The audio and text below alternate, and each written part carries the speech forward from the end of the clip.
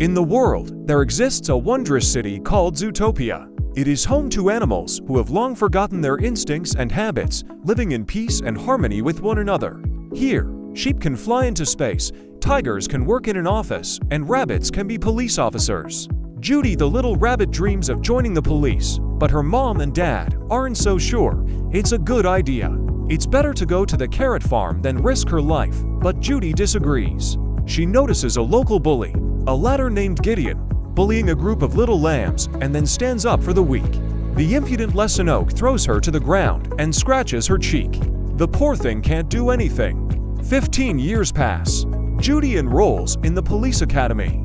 She learns that Zootopia is divided into 12 districts to ensure all animals feel comfortable. She undergoes incredibly challenging training and overcomes numerous challenges. She's constantly teased and bullied, but Judy doesn't give up.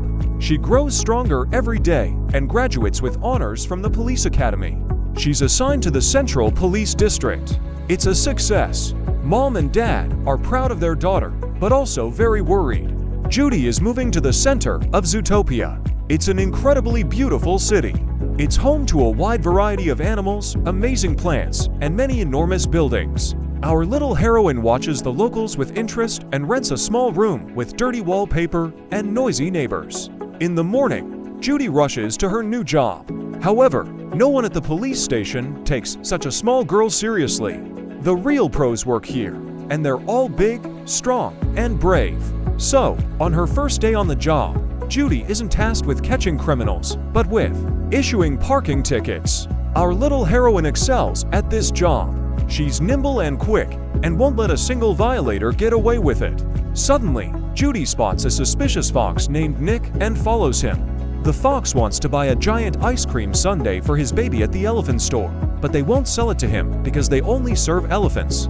Judy wants to do a good deed, so she threatens the shopkeepers with a health inspection and buys the fox a giant ice cream sundae herself. Nick is very grateful to her and leaves with his baby.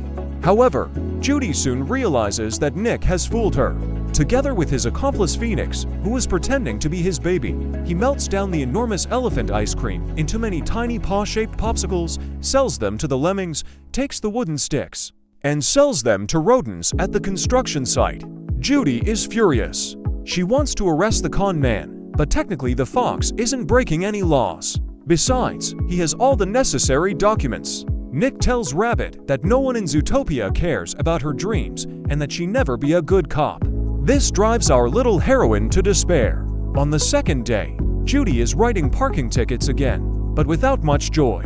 She's also constantly threatened by other drivers. Suddenly, a large boar asks Rabbit for help.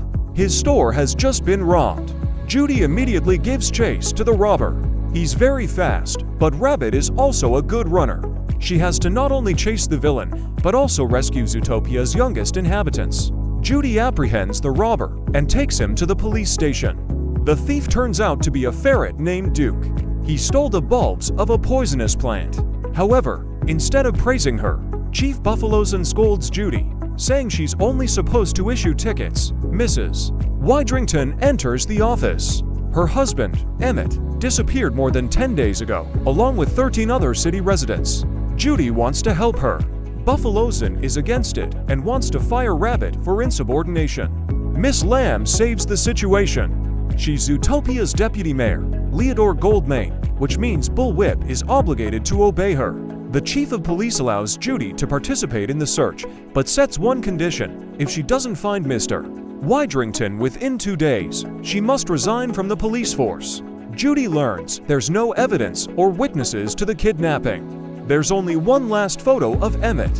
In it, he's eating ice cream sold by Nick. Judy finds the wily fox. Using a trick, she records Nick's confession that he's not paying taxes on his sales. The rabbit promises to keep it a secret if he helps her. So, Emmett Widrington was last seen at a nudist club. As you can imagine, all the animals in that place go naked. Oh! Judy and Nick find the license plate number of the car Widrington drove away in. But there's a problem. Judy doesn't have access to the database. Nick is forced to help her again. He has some friends working in the road service. One of them is a sloth named Blitz, but only sloths. They're very slow. Because of this, it's only possible to get the information you need late at night. This car is registered in the Tundra town area. Judy and Nick head there and find the car they're looking for. The interior is covered in bare hair scratches. Mr. Widrington's driver's license and a glass are also found there. Unfortunately, our heroes immediately fall into the clutches of polar bears. These are subordinates of the local mafia boss. Nick and Judy are delivered by a shrew nicknamed Mr. Big. One day, Fox sold him a skunk rug. Ever since, the bear boss has hated him and wants to freeze them both. Mr. Big's daughter saves the day. The thing is, Judy saved the Duke's life during the chase, so the bear boss agrees to spare our heroes. But first, they need to attend his daughter's wedding.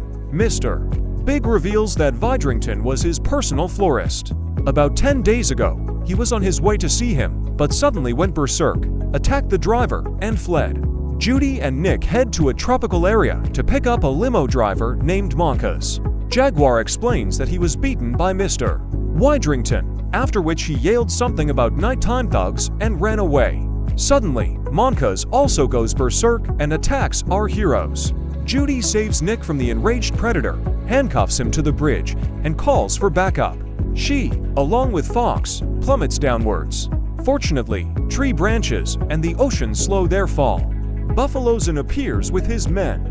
They climb the bridge and see that the Jaguar has vanished without a trace.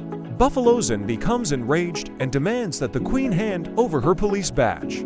Nick stands up for his friend, declaring that they have 10 more hours. Our heroes return to the city by cable car.